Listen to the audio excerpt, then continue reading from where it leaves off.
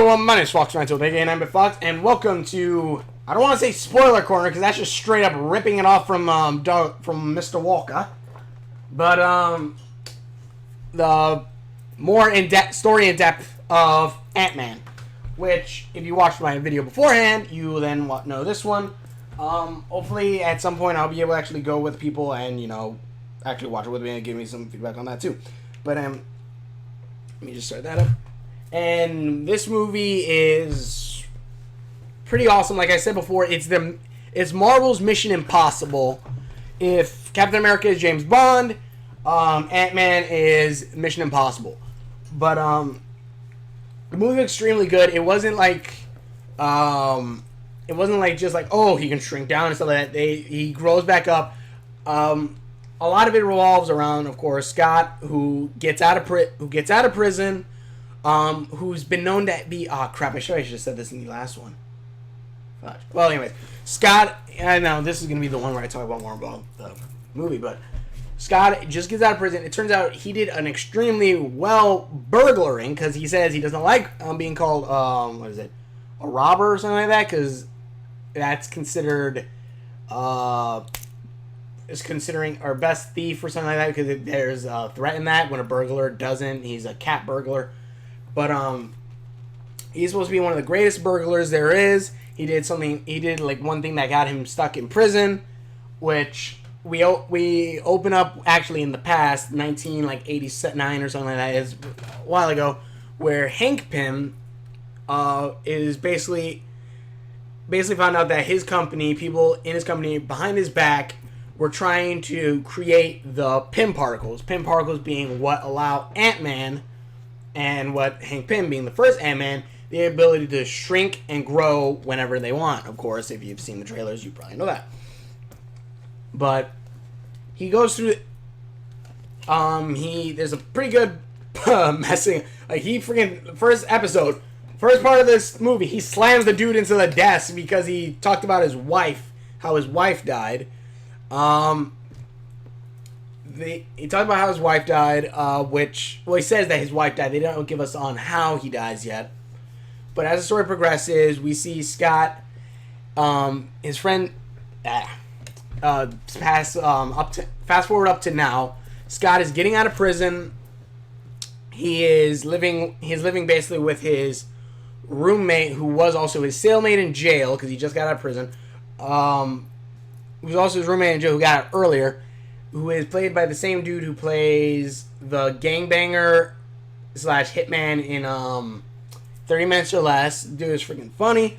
And I actually had worried when I first saw the trailer, like I said in the last vlog, that I was thinking like, oh crap, is he going to be like, he's going to be like too much into this, like he's going to be too much of the comedian to it, or like make us try to laugh too much and then like just like lose the charm. But they use him pretty well. They give him time. It's pretty drama and funniness is done very well in this movie. Like a lot of times when it gets really dramatic, they bring it up with a little bit more humor and stuff like that, which is pretty funny. But anyways, he gets out. They say like we have like his friend basically saying that, all right, got a job set up for you to be another not something else so you can steal. And Hank says, no, I'm done with that. I can't do it. And his friend tells him, you can't, the ex-cons are hard to find jobs.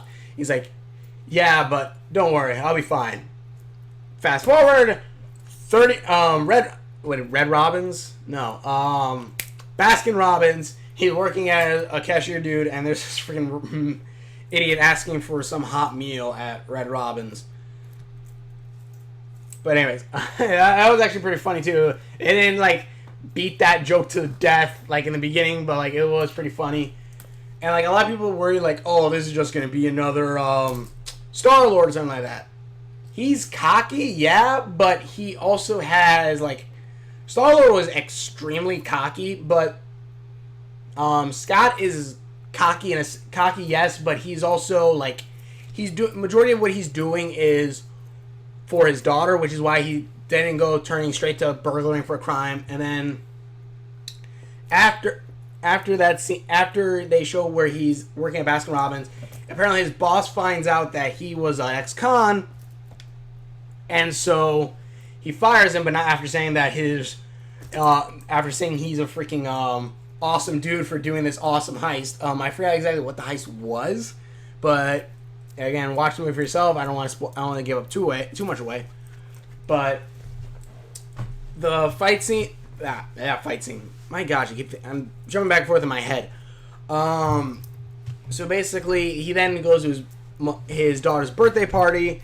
His wife doesn't want his wife's fiance, her new fiance doesn't want him there because Hank hasn't been paying child support and stuff like that. And it's mostly because he can't hold down a job, or at least a good job. And after that, it was actually a funny line where the little girl goes, "I want to," like, she hugs Scott and goes, his daughter, and he goes, "I want to go tell mommy. I'm gonna tell mommy you're here." And also he gives this little ugly rabbit that she loves, which is freaking hilarious. But anyways, the little girl runs away, and then she comes back like a few minutes later and goes, "Mommy's so excited to see you. She choked. She choked on her water. She choked on her drink." I just laughed. A lot of people laughed in the video. A lot of people laughed about it in the theater. It was pretty freaking funny movie. And then basically that scene ends with them saying you can't come back here unless you get a job, you get your own apartment, and stuff like that. So Scott goes back to the house where his roommate has a hacker and a getaway driver there saying, "Yeah, this guy, and this guy," and he's like, "Yeah, this guy, yeah, Scott, you should." And then he's telling to the other guys, "Yeah, this is Scott. He's an awesome burglar. He's the best burglar there was," and all this stuff. And he's like, "Dude, what are you doing?" And basically knowing that his friend's trying to get him into that job or whatever, and he basically just says like, and the guy's like, "No, I can't do this," but then he then thinks it over and thinks, "All right, I have to do this." And basically he then goes into like saying like how this like how did he get this information or tip about this job, which is to burglar an old man. Well, he got it from this guy, who got it from that guy, who got this from that. It's a pretty funny thing. It'd be very complicated to explain, but it's pretty funny because you name this guy's like, "What?" But again, also off of this, back at Pym Industries, basically, well, first for Scott, basically he's going to burglar this old man who's supposed to be gone for the weekend, and after mulling around in his head, he finally decided to do that because that would be the only way that he could probably get some more money, and that's breaking into this guy's safe. Well, then go back to Scott, where Scott Pym, the first Antman, he goes into his own industries, basically, where he was kicked off the leaderboard, but his daughter still works there as a chairman, and so does his protege, who has been trying to recreate the Pym particles, but hasn't been able to successfully do it without killing the subject it uses on. Sorry. And as this is going on, there's actually a pretty cool scene where I forgot what exactly the comic book was called, but he says there's old stories about Antman, the first Antman, Hank Pym, but of course they don't know who that Antman is. They go into talking about it, and there's a point where his protege, who's gonna be I'll tell you a little bit, but he's basically gonna be the bad guy. I'll just say it right now. He goes talking. He's like, "Oh, da da, oh, da da da da da da da da."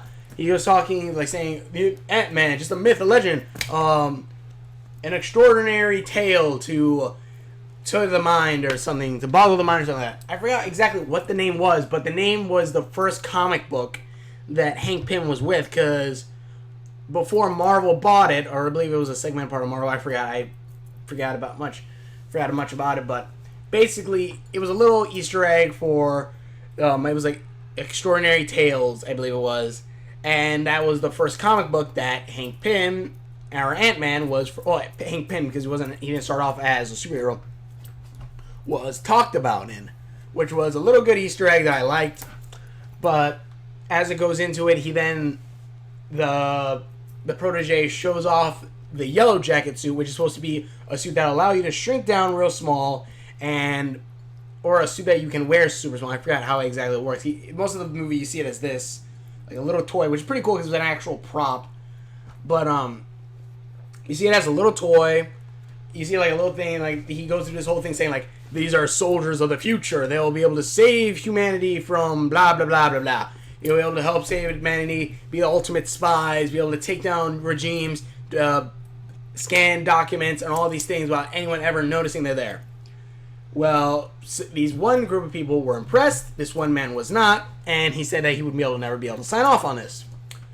And of course, Pym is horrified that this happened, and it turns out, and then him and his daughter start talking, saying that we can't let this be used in the wrong hands. That I think Hank and the daughter had both been trying to figure out a way to stop this from happening, stop the Pym particles from being recreated and then being used to become a weapon, which was one of the main reasons, like in the flashback, why he didn't want this to happen. He didn't want the Pym particles to become a weapon for warfare and stuff like that, which majority of technology is basically used first for.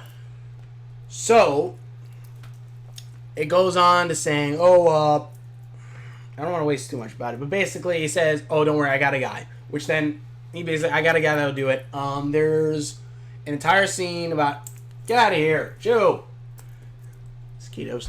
There's an entire scene about, then there's the scene where you see Hank breaking into the safe. I won't spoil it much for you, but he breaks into the safe in a pretty cool, Mission Impossible way. Fingerprinting and everything. It is freaking awesome. And he's completely being watched by Hank Pym, which when Scott finally breaks into the safe, he finds the Antman suit, but nothing else. Well, he finds like chemicals and stuff, but he doesn't really know that's any use. But after that, he then takes the suit with him, goes back, and then the next day, he actually puts it on just to see like how he looks on it, and then accidentally shrinks himself, which Hank then tells him, well, this is your trial by fire, kid. Which, if you've seen the trailers, he gets sucked down into the bathtub where his friend then starts to turn the water on without knowing that he's shrunk down to an ant in the bathtub. Which then goes a good scene where you see him small, getting knocked down through everything, showing his durability and whatnot, and showing that he's done very well at it. He basically gets the crap beat out of him, and then, of course, when he finally goes back to actual size, and Hank tells him, don't worry, kid, we'll be in touch. And he's like, nope. So he takes the suit, puts it in the bag, and literally breaks back in to Hank Pym's house to then leave the suit there and get out. But then cops come, grab him, and then take him away. Take him away to jail, where he then has to break out again after Hank Pym tells him, you can either go to jail or you can go to your cell and wait for instructions. Which then the ants bring him the suit miniaturized and enlarge it while Scott is in the cell, shrinks down, and then escapes. Escapes by riding ants and stuff like that. Pretty cool scene. He passes the fudge out. And then after that, Hank goes into more of the details. I won't give up more away of the plan because I do want you all to see it. If you haven't seen it, if you've seen it already, then good for you. They go through an entire plan that's basically Mission Impossible. I mean, they bring in the hacker, they bring in the driver, they bring in his roommate, and they basically go through this entire planning, the training sequence to see for him to grow small, grow big, the different technologies. They go into different things where the inhibitor on his stomach, the inhibitor on his belt, keeps him from shrinking too small. Because if he shrinks too small, he'll turn to a subatomic state, to where he will basically turn into an atom or a molecule. But after that happens, so basically he tells, no, I'm not going to do that. And all through this time, the daughter's been saying, let me wear the suit, let me do this, let me do that. And there's a scene where she's like, I can't do this, I gotta leave, and she basically leaves. But Scott goes up to him, starts talking to her, and she's saying, why you? Why is he letting someone like you to do this? And Scott tells him, I'm expendable. I'm someone, if I die, it doesn't matter. You're his daughter. which then it goes on because Hank has been lying to his daughter for years, saying that like his mom died at her mom died in a plane crash, when actually they were disarming a nuclear bomb. And cool part is you actually see the Wasp, like you see the first Wasp, which is freaking awesome because you're like, holy crap, look at the Wasp, and it turns out she had to shrink down subatomically to get through the bomb's components to then defuse it. And whenever that happens, if you do that and mess with the inhibitor, you'll keep shrinking down and down until you're like smaller than atoms and molecules, and then basically where time doesn't affect you or something like that anymore. It's really trippy. The scene where something like that happens. But anyways, as I was saying, this all happened. He says this happens. They have a good talk, and then right when it's getting all traumatic, when they're about to like hug or whatever, Scott comes like, "Wow, dude, it's really good that you got this off your chest and stuff like that. That you told her. Now you guys can get together and have a stronger bond." And then like they just both look at him. And he's like, "I ruined the moment." Then I was like, "Yeah, you did." I'm like, I'm gonna go make some tea. It was extremely good. I don't want to spoil all the jokes, but it is extremely good. I don't want to go too more into it because I do want you all to see it for yourself. If you've seen it for yourself, then you already know, so you don't even need to. But anyways, it's really good. Finally, when the Mission Impossible part stuff happened, it's really awesome. The different ants showing the different things, which I have to look up to see if these ants do these things that they say. I think red ants and fire ants do. But it is extremely good movie. It's cool how they use the different ants for different ways. Poor Anthony. But it's really awesome. The ending is awesome. The battle against Yellow Jacket, which like that little clips, like they show like maybe very small clips in the trailer, like the Thomas the Engine one, and like those zapping around the tables. But they did not. But they left out everything else that happened. It is awesome. It is amazing. I love it. I also love how they showed some parts in the trailer that were not even part of the finished product, which is pretty freaking smart.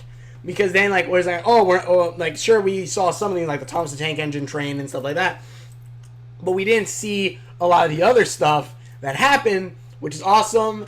That was a smart move, Marvel, and probably something Genesis probably should have done. But Terminator Genesis, but yeah, the movie was awesome. But I haven't seen Terminator Genesis, but I have not heard anything good about it yet. Well, I don't know. But either way, the movie was extremely awesome. The battle scene was awesome, and then the secret ending, both of them, like the mid-season ending. I'll spoil this for you all because if you guys don't want to watch it, but if you do want to watch it, awesome. So spoiler if you don't want to hear me what it is. Basically, the mid ending is showing that Hank Pym is now going to give his daughter a new Wasp suit. So next time when we see it, she's going to have the Wasp suit and actually able to fly and be able to shrink down like Antman, which is going to be awesome. And then after that, also, I forgot to mention,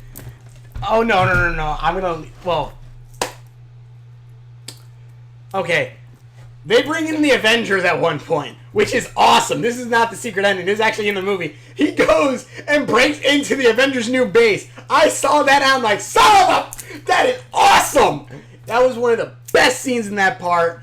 It was extremely awesome. Very well done. I loved it.